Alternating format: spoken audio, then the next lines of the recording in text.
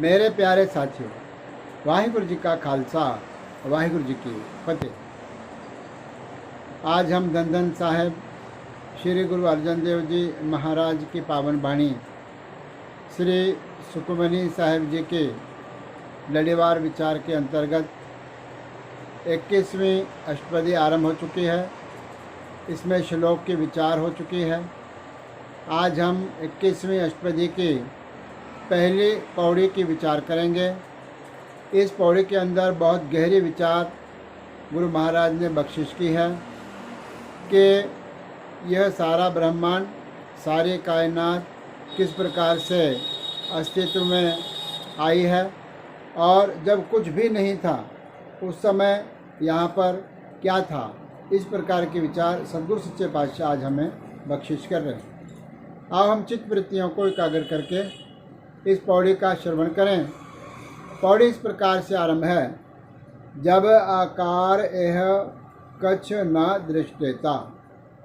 गुरु महाराज कह रहे हैं कि जब यह संसार का आकार नहीं था और कछ न दृष्टेता, कुछ भी नज़र नहीं आता था, यानी दिखता नहीं था।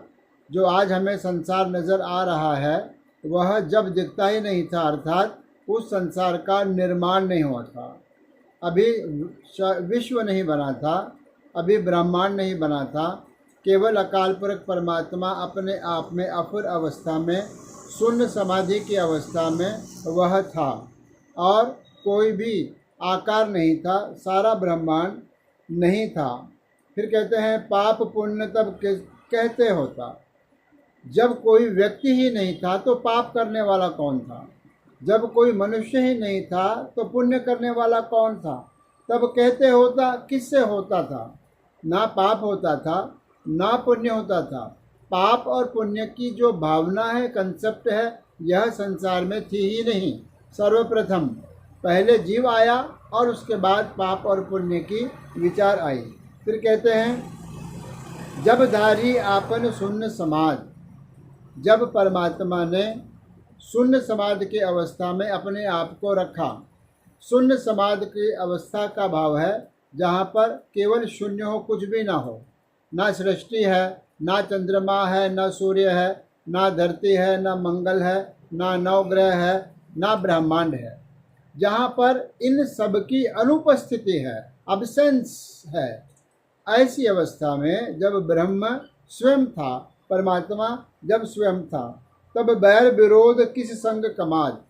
ऐसी अवस्था में जीव ही नहीं था तो वह जीव किस प्रकार से किसी के साथ वैर कमाता था, वैर की भावना को रखता था।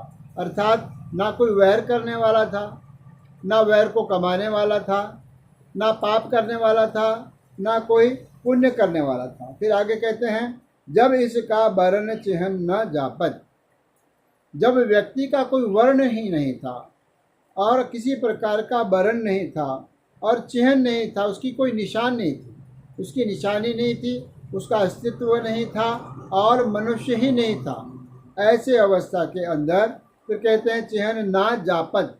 जापत का भाव है कहीं पर भी नज़र नहीं आता था, दिखता नहीं था, भाव जापा नहीं जाता था। उस अवस्था के अंदर तब हरक सोग कहो किस है व्यापत।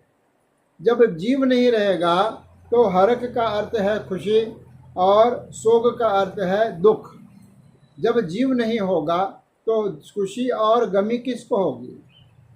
जीव को ही, मनुष्य को, प्राणी मात्र को सुख और दुख का अनुभव होता है और मनुष्य से ही पाप और पुण्य की भावनाएं चलती है, वैर और विरोध का कार्य चलता है। यह लेकिन महाराज कह रहे हैं कि जब ऐसा समय था कि विश्व नहीं था, जीव भी नहीं था।